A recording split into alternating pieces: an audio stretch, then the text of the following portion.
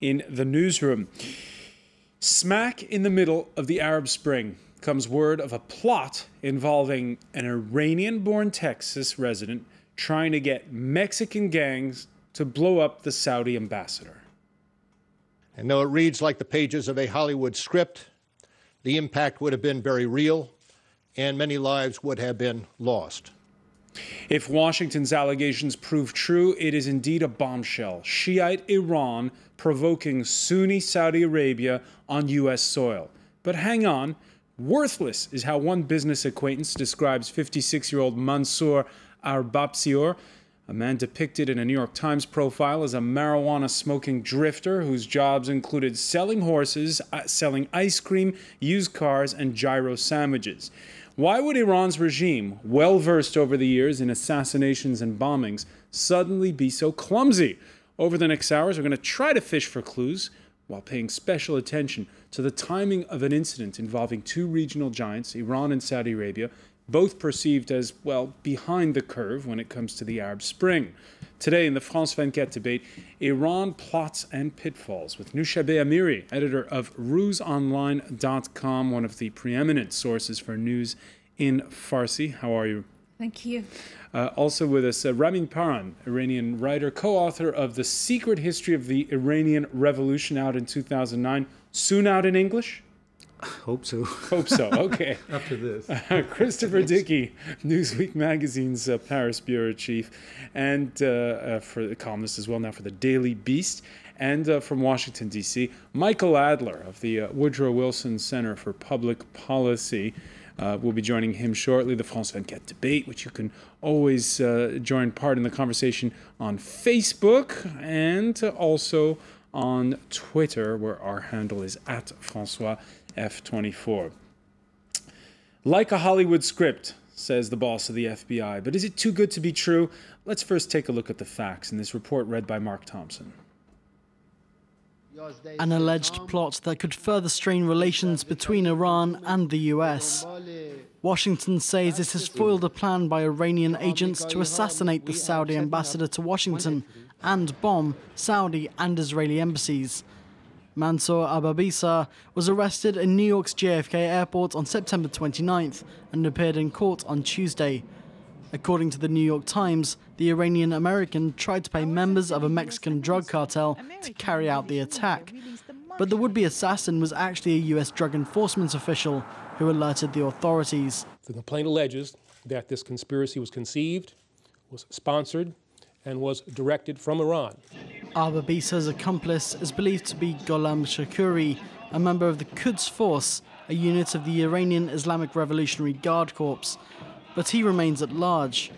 Iran has dismissed the allegations, which its UN ambassador calls an evil conspiracy. America has launched a mischievous scenario, but be certain they will apologize in the future. Iranian officials have accused Washington of trying to inflame tensions between Tehran and Riyadh. The US and Iran broke off their diplomatic ties over 30 years ago.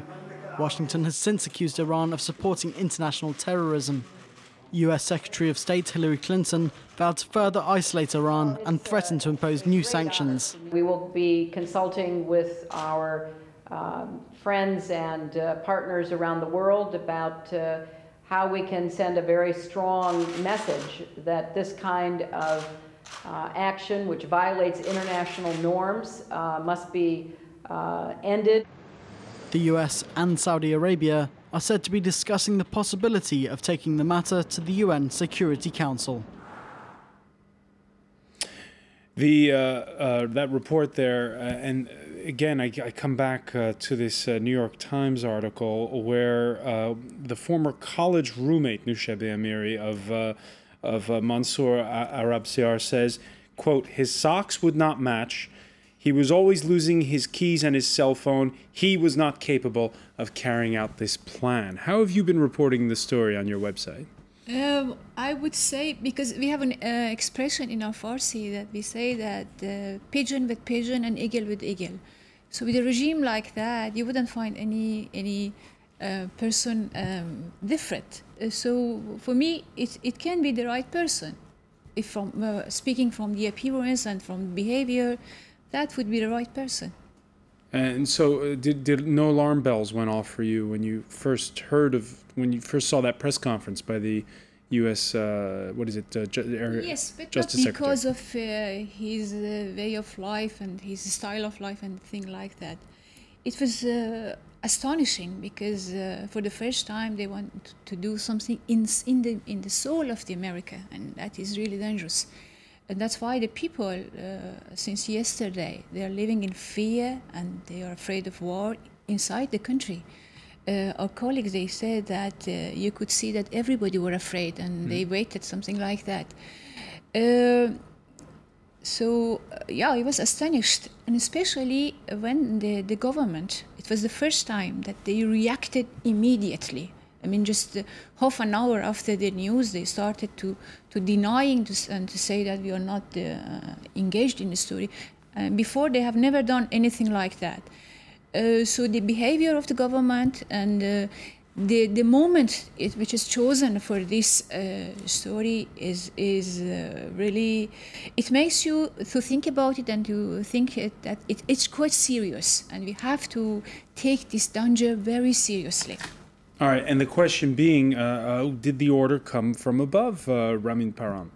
Yes, there is no doubt in my mind, at least, that if the allegations are proven to be correct and founded, there is absolutely no other options that would not involve Sayyid Ali Khamenei, the supreme leader, in this scheme.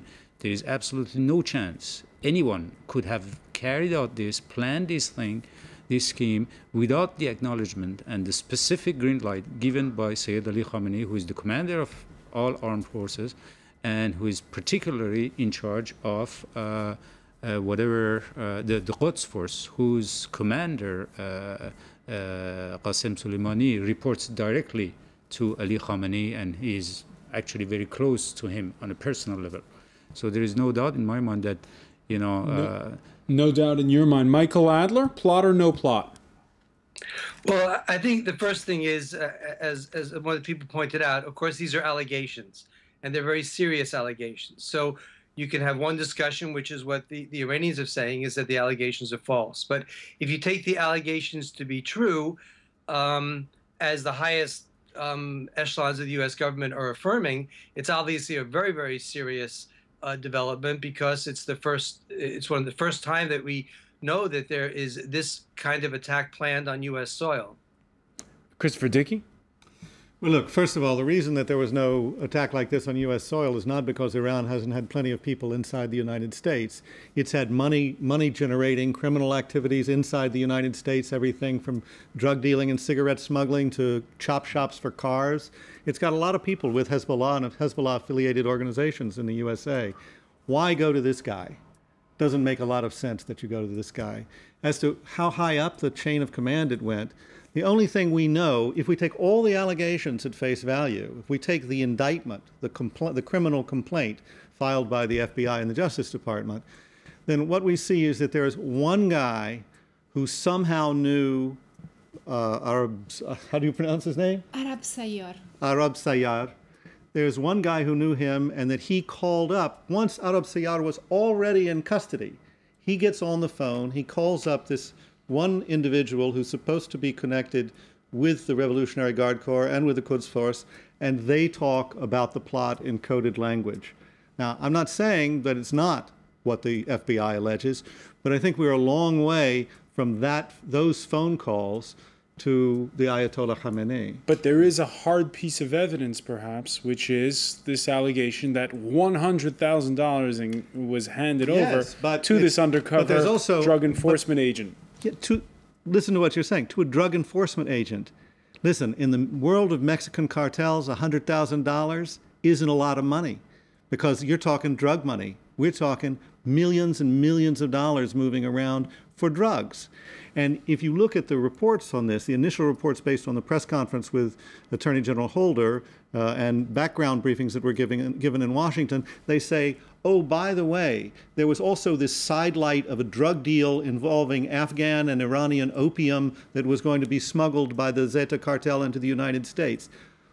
Well, if you're talking about smuggling quantities of opium into the United States, then $100,000 is not a lot of money.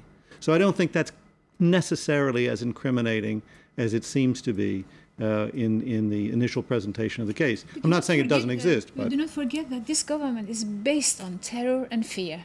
From the first years of the revolution. But it's not based on stupidity.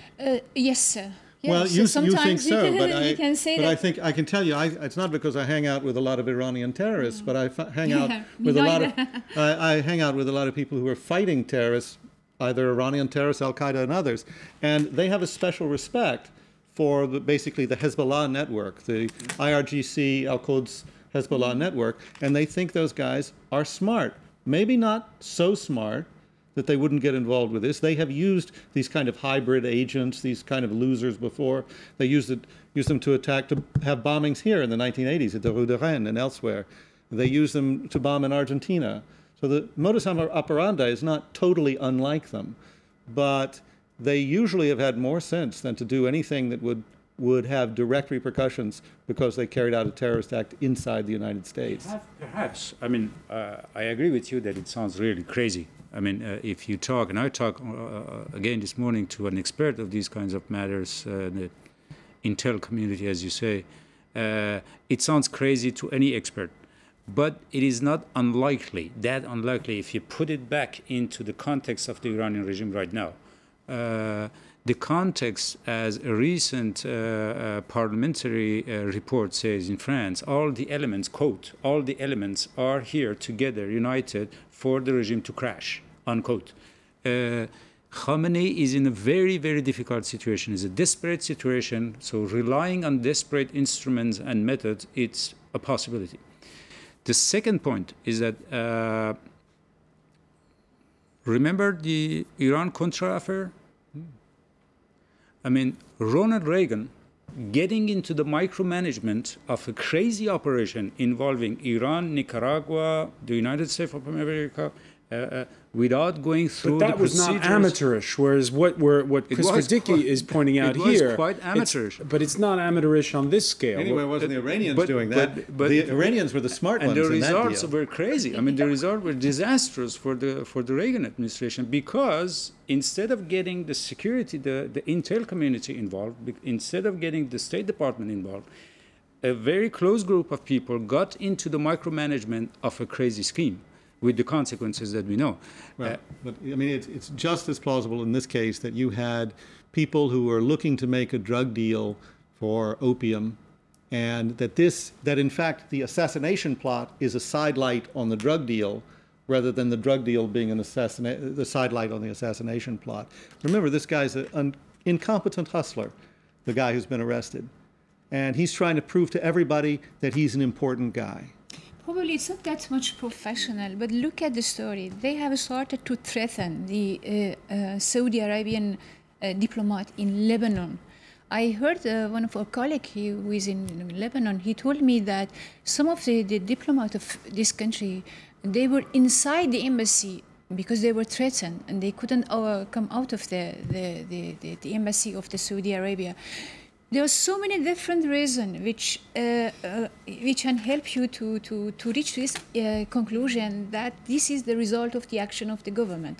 I'm not talking that absolutely is right, but... Let me put forth another hypothesis, which isn't mine. It's that of the Financial Times, which in an editorial this Thursday wrote the following: given the fragmented power structure in Iran, it is possible that the plot was conceived by rogue elements within the regime. Now, Israeli-Iranian Tehran watcher Meir Javandafar penned a blog as well on Thursday entitled, "Was Khamenei reckless or set up?"